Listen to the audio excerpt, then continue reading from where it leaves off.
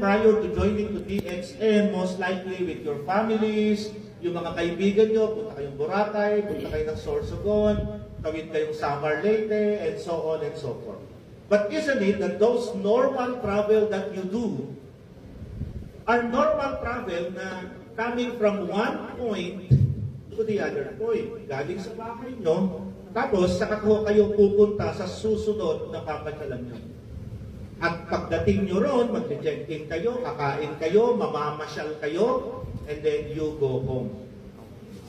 What I'm going to share to you is my personal story about visiting a place na kabisadong-kabisado ko na. Nung time na yun po, nung kinausap ako ni Mr. Hiding sa ni Miss Mercy, they invited me for a coffee. Sabi nila sa akin, Sir Ralph, dalhin ka namin sa Malaysia. And I have to be blunt to tell them, not interested. Hindi dahil hindi maganda ang Malaysia. Nataon po kasi na matagal akong consultant sa Tourism Malaysia. So, ibig sabihin, maya't-maya, nasa Malaysia po ako. Pinuntahan ko na from the northern tip to the southern tip, inakyat ko na ho ang pinakamataas na bundok nila, dinive ko na rin through scuba diving lahat ng magagandang dive sites nila. At merong isang mag-ama at sasabihin nila sa akin, punta raw ako ng Malaysia. So, syempre, not much interested. Not until binanggit nila sa akin yung DXN Lifestyle DXN Lifestyle Package. Kung ikaw ba naman ang kukuning consultant at libre naman lahat, babayaran ka pa, pwede na, di ba? So, sinama ko ang misis ko, silang dalawang mag-asawa, kasama namin, pumunta kami sa Malaysia. And so, in the next few minutes, from a non-member's point of view, by the way, by that time, hindi naman po ako taga-DXN by that time. Hindi ko alam ang DXN nung panahon na yun na kinuha nila akong consultant. I-share ko sa inyo yung ating personal experience. So ano ma-expect ninyo sa ilang minuto na ito na pagkikipagkwentuhan ko sa inyo? Yung personal experience ko sa pagpunta sa Malaysia using DXN Lifestyle Package. Travel and tourism professional po ako. Dati kaming, for 16 years, may sarili kaming travel agency and tour operator business. Kinukuha nila ako para magtayo ng travel agency. And then suddenly, sasabihin sa akin, may DXN lifestyle package ng DXN. Well, we'll have to find out. At pagkatapos, after kong ikwento sa inyo kung ano ang na-experience ko, at kung papaano ako binago. Yan. Kala nyo, si former President Erap lang ang binago ng DXN. Ako din ho, binago din ho ako ng specifically isang produkto ng DXN. At mamaya, isi-share ko naman sa inyo from a professional standpoint. Bakit ho mas maganda na mag-book na lang kayo ng DXN Lifestyle papuntang Malaysia kaysa sa mag-book kayo kung saan-saan travel agency. I-discuss ko naman po sa inyo ang pagkakaiba niya. So there, pumunta ho kami sa Malaysia noong May 16 to 21, 2024. At lahat ng isi-share ko sa inyo ay personal na experience namin mag-asawa. Nakita nyo na ba itong building na ito? Ito yung inakyat ni Boss Erap doon sa bandang taas. Hindi ko kinaya hindi kasi ako former president, kaya mahina akong umakyat doon sa building na yun. But ladies and gentlemen, that is DXN's HQ, yung headquarters po sa Malaysia. At kung hindi pa ho kayo nakakapunta, then panahon na para puntahan yan. Bakit? Nung dumating ho kami doon ay madaling araw. Ang kinuha ho namin flight ay Cebu Pacific. Cebu Pacific ang kinuha namin, siyempre, hanggang maaari ayaw ang Cebu Pacific ni Miss Mercy. Alam niyo naman, di ba? Siyempre. Pero naisip namin sandali kasi sabi niya sa akin, paano ho kung lahat ng karamihan ng DXN members ay magsi-Cebu Pacific? So might as well nag-Cebu Pacific po kami. At hindi na ho kami na-surprise nung na-delay kami ng 2 hours. Okay lang ho yun. Oo, ako naman, Pilipino at mga Bicolano, sanay naman tayo sa delay-delay, di ho ba? So, okay na yun. And then dumating ho kami ng madaling araw sa Malaysia. Nung dumating kami dun, merong ang laki ng van na sumundo sa amin, ganda, sticker. Aapat lang naman ho kami dumating doon. So sabi ko, ba't naman ganyan? Ba't parang, ano ko, kotse, pwede na. Di ba ba? Dito nga, kung pwede nga na, tricycle, pero walang tricycle ho sa Malaysia. And then in-explain sa akin ni Miss Percy na, ganyan ho mag-arrange ang DXN, sir. They wanted the best for their members. During that time, hindi naman ho ako member ng DXN. O di siyempre, nag-enjoy ho ako. Ang luwag, pwede na ho kami mag-table tennis sa loob ng van. Ang laki. Aalog-alog kami, 4 lang kami. We arrived early morning, walang pila. Di ba, di ho ba, pag nag-check-in tayo, sanay tayo nakapit? Wala ho. You know the reason why? Nakasobre na ho kasi. Naka-pre-check-in na. Nakalagay na ang pangalan. Nasa sobre na ang susi. Pagdating namin doon, inabot sa amin, akyat na kami kaagad sa kwarto. So sabi ko, wow, iba pala, no? Pag mag-check-in ka ng hotel sa kumpanya kung saan ka nagtatrabaho, di ba? Isang hotel na tinayo para sa members ng DXN, right? Feeling ko tuloy, din ng apelyido ko. Feeling ko tuloy, VIP din ako. At pagbukas ko ng pinto, eto ang kwarto na inistayan namin. Nakakatuwa lang, in my personal experience, comfortable and spacious, with good amenities, clean, modern, well-appointed, and well-lit. Yang po, yan po kami nag-stay. O bakit medyo nagulat ako, well-traveled person po ako. Hindi ko lang po kasi in-expect kung gaano kaluwag yung kwarto. At saka yung amenities niya, maganda ko. Tumalon-talon na ako kaagad dyan. Siyempre naman, di ba? O, sino sa inyo hindi tumatalon pag first time yun? Di ba ginagawa natin yun? Tapos nakakatuwa niyan, pag binuksan niyo yung kurtina, talagang maliwanag, kitang-kita mo ang development ng Malaysia, kitang-kita mo yung palibot ng headquarters ng DXN sa Malaysia. So, you feel at home simply because it was constructed to become the home of the members in Malaysia. Yun pala ang kagandahan nito. And wait, there's more. Siyempre, madaling araw. Gusto ko magkape. Tapos ang daming kape. May kape doon ho. May kape, tapos may hot choco. Alam mo naman, Pilipino tayo, ayaw nating gumastos. Di ba? Ayaw nating gumastos. Kinanapin ko yung misis ko, papayaran natin yan. O di ba? Ganun naman tayo eh. O nag-text ngayon yung wife ko kay Mercy, Miss Mercy, magkano ho ba itong coffee if we will consume plastic din? Di ba? Siyempre, asawa ng consultant, alam naman nang ililibre talaga. Sige, so nagtanong siya. And then nag-reply si Miss Mercy, no, please consume. Everything is for free. Wow! Are you sure? Pagpasok ko sa CR, meron kaming isang yung toothpaste, may DXN toothbrush kami, may mga sabon kami, lahat ng iyon libre sa kwarto. Come on, you get a very good room.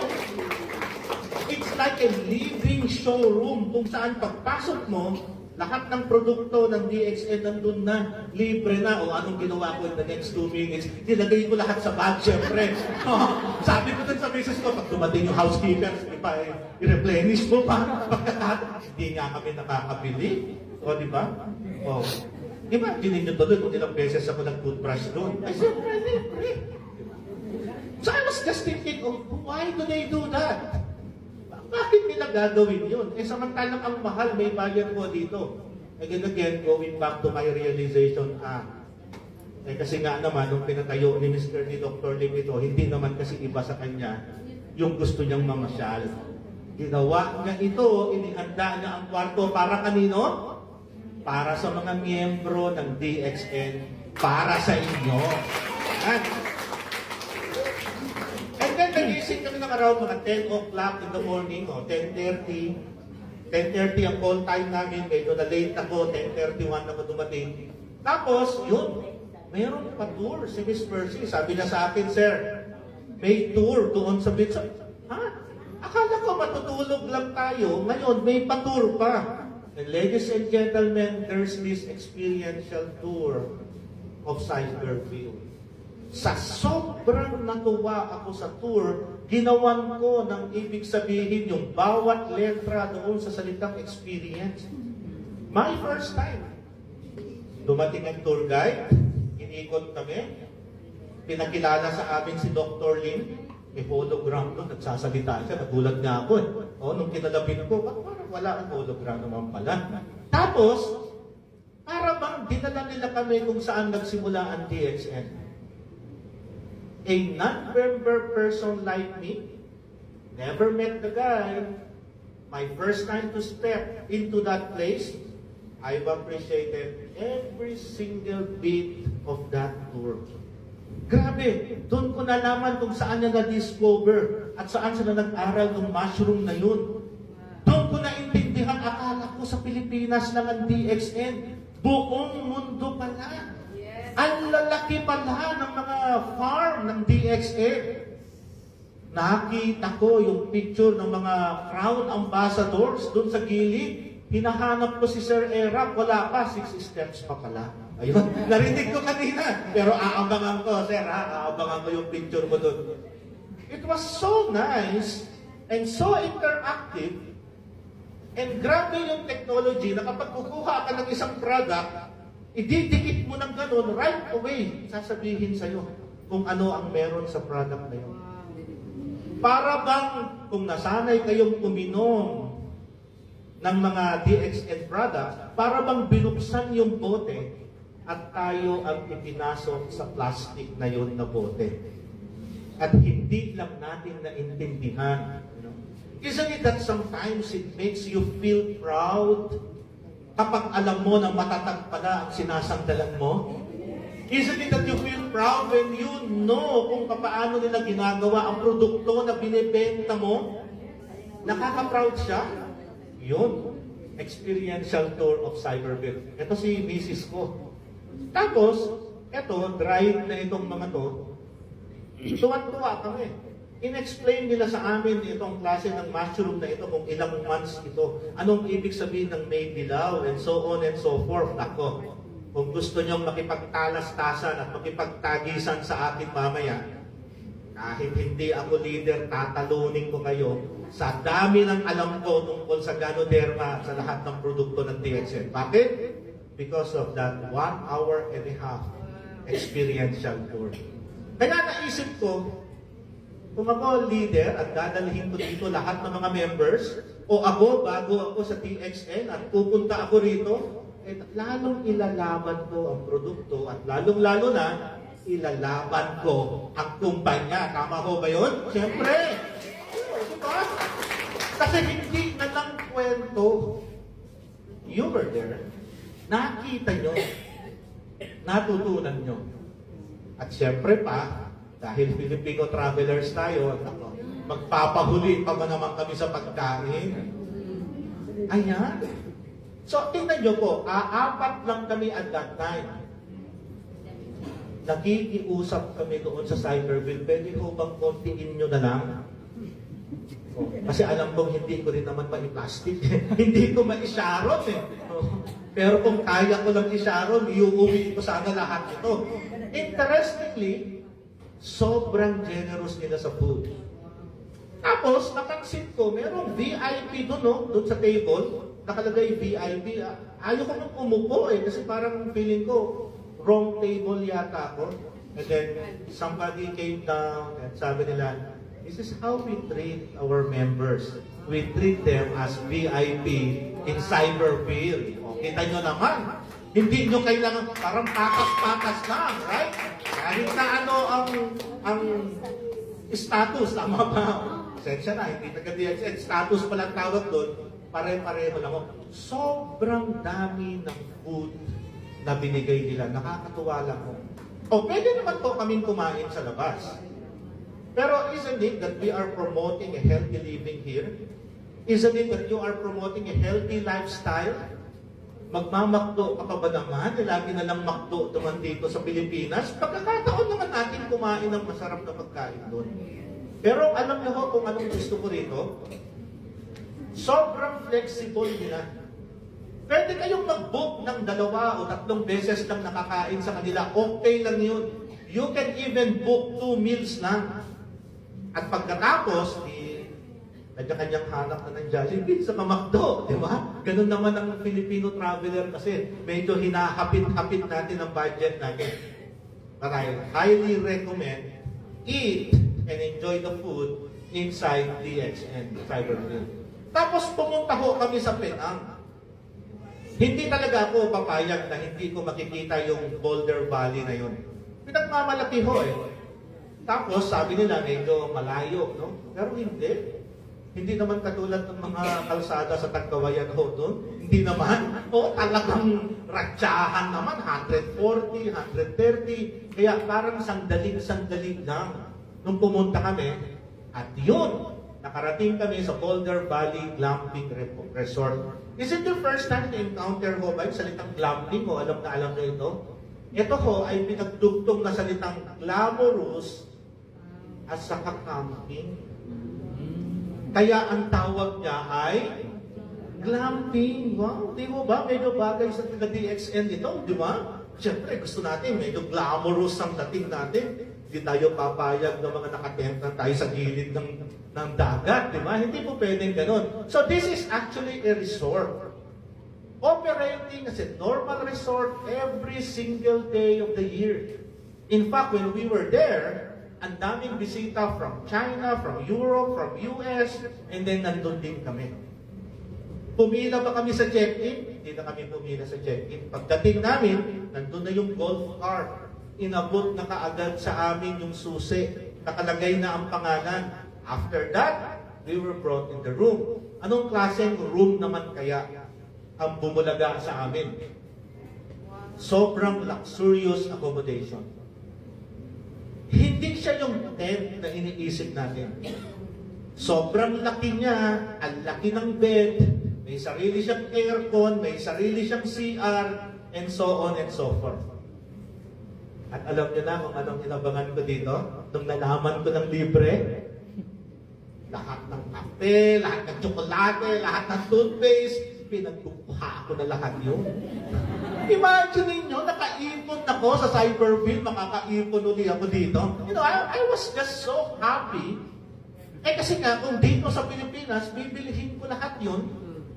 And doon, I get the chance to stay in a luxurious resort with all the free products. Come on! Saan ka pa?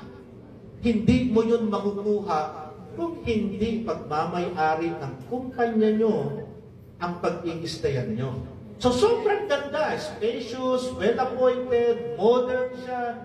Ang ganda ho doon. Pagkain, hindi na naman kami pahuhuli. You know what I personally like ho sa Boulder Valley is that yung mga gulay doon lang ho sa palibot. Doon lang. Yung isda, parang hinuli lang, some 5 minutes away from the resort. Sobrang fresh, nakakatuwa. And in fact, they were trying to connect with us dahil alam nilang Pilipino kami. Nagluto sila ng adobo. Oo, Malaysia, nag-effort, nagluto ng adobo. Imagine niyo, no? Siyempre, hindi kasi sarap ng adobo natin. Pero nung tinanong kami, do you like it? Alam mo naman, plastic, di ba? Yeah! Di ba? No. But, other than that, what I really like is when they start to connect with every single guest inside the resort. And you know why? Because we were not treated as guests in that resort. We were treated as very important people, members of the DXN family, kahit hindi pa ako part ng DXN at that time. Nakakatuwa naman ho. At pagkatapos, sobrang peaceful environment. Grabe. Siyempre, kahit nasa Bicol kayo, you have to say na life is tough. Stresses of life, family, mga anak, work, di ba? Yung mga hindi pa nagbabayad, di ba? Medyo stresses ng buhay natin, and we just want to have 1 or 2 days na nandun lang tayo sa isang community, sa isang lugar na sobrang ganda. Kung may ingay man, hindi ingay ng bumbero, hindi ingay ng jeep, ng bus, pero yung mga huni ng ibon, may mga kumakalampag sa taas, grabe, may mga unggoy na paikot-ikot, di ba? May nagpe-play bite sa akin, sawa na pala, di ba? Siyempre, hindi, relax lang. Wala, ma'am, ikaw naman. May mga bayawa na naglalakad. Hindi naman sila papalapit. You don't get that, I think, in the place where you live here in the Philippines, right? Medyo mahirap. May aso man, takot pa tayo kung naglalaway at nagmumuta yung aso. But there, nature at its best. A day or 2 in your life where you will really find who you are in that place at makapagbulay-bulay ka ng pasasalamat sa lahat ng blessing na natanggap natin. Tama ho ba? No? So yun po ang maganda rito. Yun ang maganda rito sa lugar na to. And actually, gusto ko rin ho ang shopping sa Penang. Sobrang mura. Nung nandun kami, kino-compare ko ang mga prices, may mga items na 10,000 ang difference niya sa Pilipinas. May mga items, yung mga magagandang mga damit, mga 4,000 ang difference. Tinanong ko, sabi ko, why? Sabi sa akin nung nandun sa mall, tax-free daw ho kasi sa Penang. Uy, kaya alam na ng misis ko ang gagawin niya. Siyempre, di ba? Ine-negosyo natin yan, di ba? Bili tayong konti, pag-uwi. But even though hindi natin kailangan i-negosyo, isn't it nice? Kasi gusto rin naman natin yung namimili. Kaysa naman ho, napupunta kayo sa mall sa Penang, tas puro bintana lang ang hahanapin nyo. Window shopping. O, di ba? Gawain ng Pilipino yun eh. Puro window shopping lang. Dito, makakabili kayo. Sa lahat ng pinuntahan namin, ito talaga ang hindi ko makakalimutan. Yung pagpunta namin sa farm sa Kedah. So, yung Kedah, ito yung unang-unang factory, I think, ng DXN sa Malaysia. Oo. Tapos, historical din ho ang Kedah kay Dr. Lim kasi dito siya nagtatrabaho noon. O, natutunan ko yun. At dito niya na-discover yung mga iba't ibang mga mushrooms dito sa Kedah. So pumunta kami, that's another 2 hours from Boulder Valley. Tama, 2 hours. Pumunta ho kami ng Kedah and then bumalik din ho kami doon. Now, ano ho ba ang na-enjoy ko sa farm na ito? Yan, kita nyo naman ha? Oh. Matagal na ba kayo sa TXM kasi hindi nyo pa napupuntahan yan? Ako, hindi pa ako at that time part ng DXN, pero kita nyo naman, hindi na-try itong hawak ko. Totoo na. That girl, very sharp, very intelligent, in-explain niya sa amin ang buong process. In-explain sa amin kung paano siya ipaprocess. Ilang sabon ang ginagawa sa isang araw. Ilang toothpaste ang kayang gawin sa isang buwan at sa isang taon. Grabe, naintindihan ko po lahat yun. At nakita ko, in actual, kung paano binabalot ang mga kape. Iba-ibang klase ng kape at kung saan ho sila pinapadala. Pero meron pa rin talagang tumatak sa sarili ko, ito na ho talaga ang nagbago ng buhay ko. Nakita nyo ho ito? Ayan. Pati itong nasa likod ko, ano ho yan? Spirulina farm. Nung una, parang ayaw kong maniwala kasi parang dumi. Pero nung in-explain sa amin, hindi naman pala. It's a very healthy water over there. In-explain sa amin ng tour guide every single detail that we need to know. Sobrang na-convince ko ako sa spirulina. Dinala kami sa dryer. dryer. So imagine niyo, galing ho sa pool na ito, dadaan sa dryer at galing sa makina na ito, eto na, dried spirulina.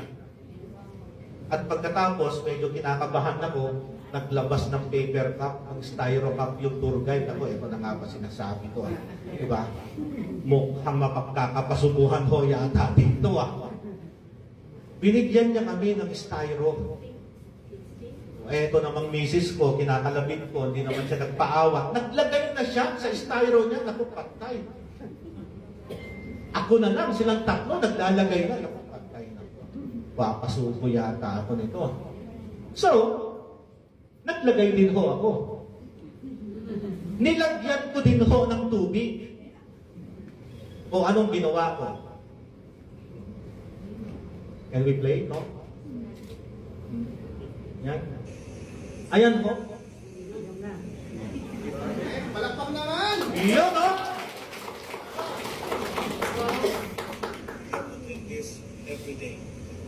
I have to drink that every day, I told myself, and I never stopped drinking spirulina in my life until today. You see? Grabe ho, grabe. Ibang-iba ang feeling ng nakita ko sa swimming pool na parang and then dumating sa may dryer, dinry, tapos nilagay sa tubig, ininom ko. And then suddenly, after a few minutes, habang nag-uusap-usap sila, I know something is happening inside me. I mean, come on, this is the very first time I'm taking in sa body ko somebody that my first time to see. Kinabahan ako, medyo nagpapalpitate yung heart ko. Ano kaya to?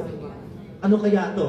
Nasubukan nyo na ba yan nung first time yung uminom? Parang bang, is it really effective? Yung gusto mong pagsisihan, kaso nainom na eh. Wala na. Oo. Alam ko na kung isusuka ko yun, alam ko na kung ilalabas ko yun, hindi ako babayaran ni Miss Mercy sa consulting services ko. Sayang naman. Kaya kahit unti-unting lumalabas, talagang lunok na talaga ako. But other than the physical changes, in the next few minutes changed my perspective. If this is something that will help me in my health, what should I do after? Na-feel nyo ba yung parang yung urge na parang gusto nyo tumulong sa iba? Yung may na-discover kayo na maganda, tapos ininom nyo, and na-feel good kayo, tapos gusto nyo i-share sa iba? Lalo na naisip ko, paano kung magpa-member ang misis ko after nito? Nakakatulong na ako sa iba, mukhang may business opportunity pa. Pero ibang na-feel ko talaga eh. Yung bang feeling na parang lahat ng may problema gusto ko na tuloy tulungan at that time? Yung feeling na gusto mo silang bigyan ng opportunity pero mas gusto mong tulungan silang makaahon doon sa kinalalagyan nila. And then after a few minutes, nakita ko unti-unting nag-green ng kamay ko. Lalo akong kinabahan. Sabi ko sa misis ko, utang na loob anong nangyayari sa akin.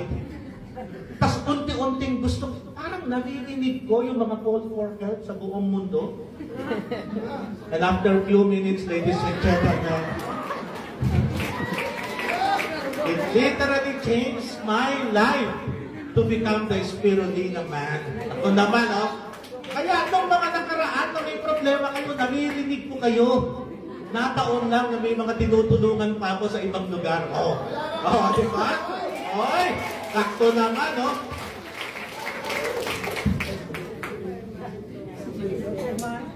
That's a joke, but that's an exaggeration of what I felt. Pero I really felt something there that changed my perspective. Other than kapag hindi po nagbago yung perspective ko at that time, hindi wala sana ako dito. Yes! Di ba? Hindi ko sana kayo na-meet. At hindi nyo sana nakilala si Super Spirulina Man. Nakalaman, Alright? Sige po. So, kagulatan, Chris, kamukha ko yun. Ako yun, ha? Parang nagda-doubt ka pa. Oo. Parang pinagdududahan mo, ha? Siyempre, medyo naka-brown lang ako ngayon.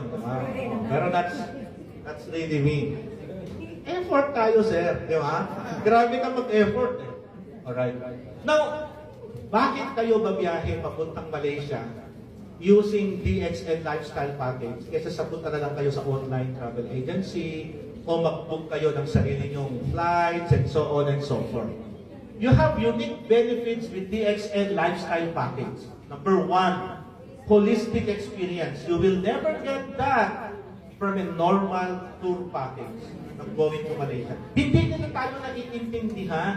Yung mga kwentuhan, yung mga palakpak natin, malay ba nila?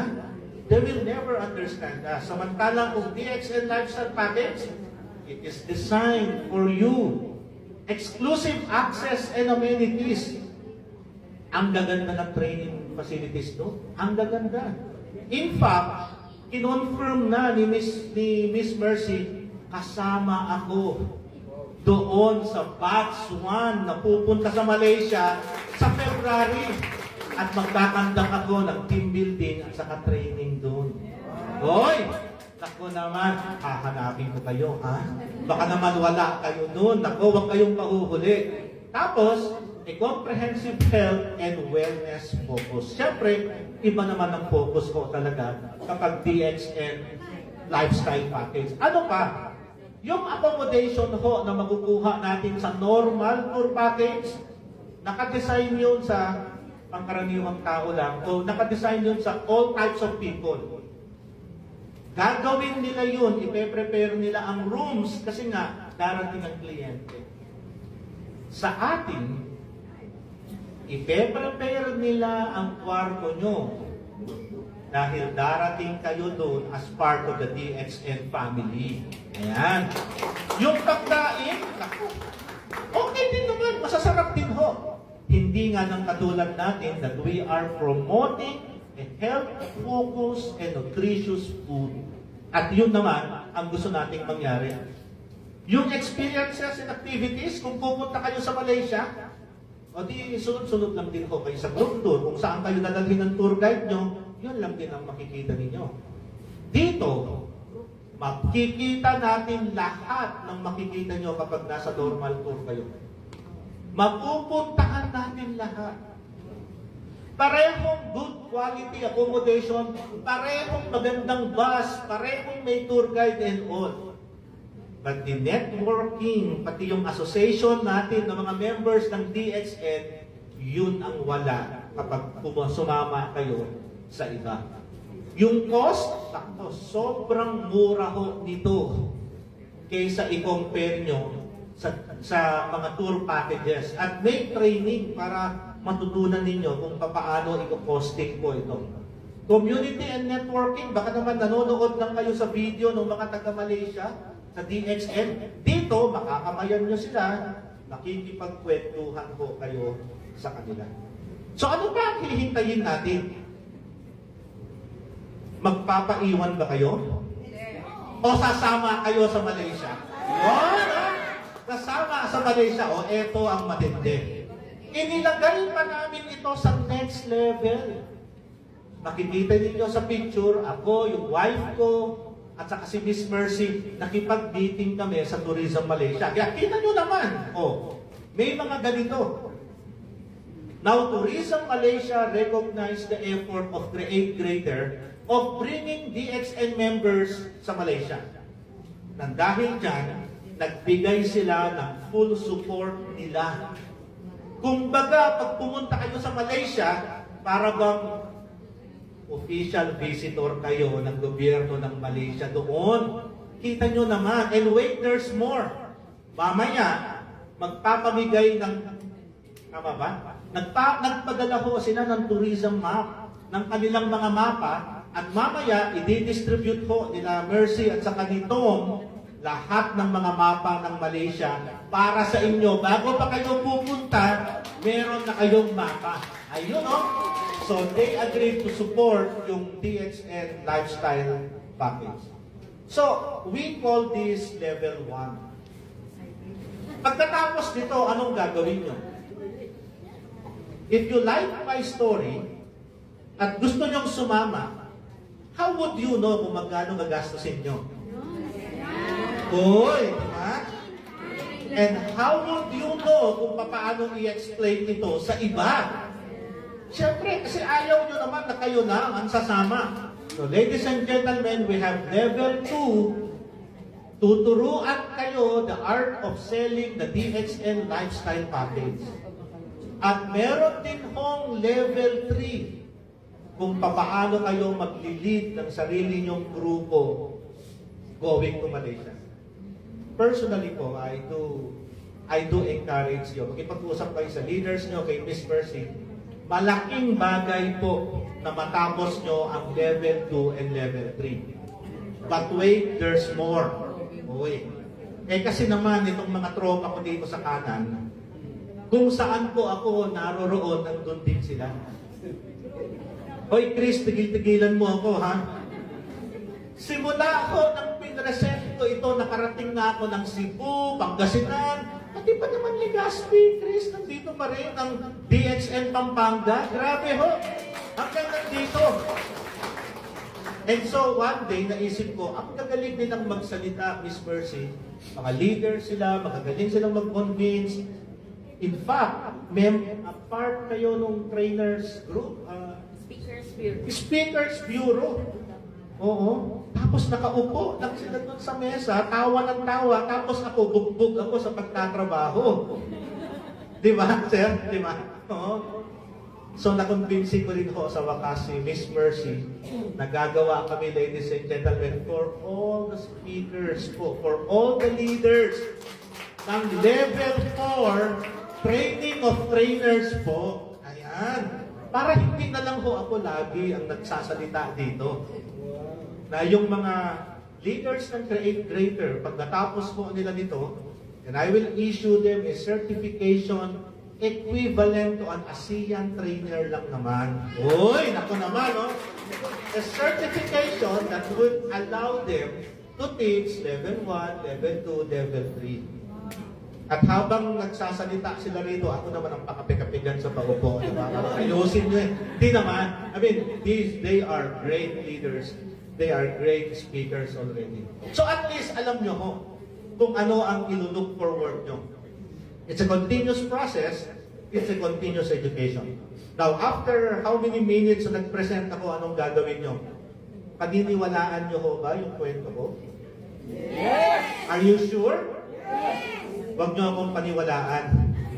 Mas maganda, punta tayong lahat sa Malaysia. Magandang hapon po sa inyo lahat. Ayan. So, sa mga nakarinig na ng DXN Lifestyle, Create Greater, tanong ko kayo, excited na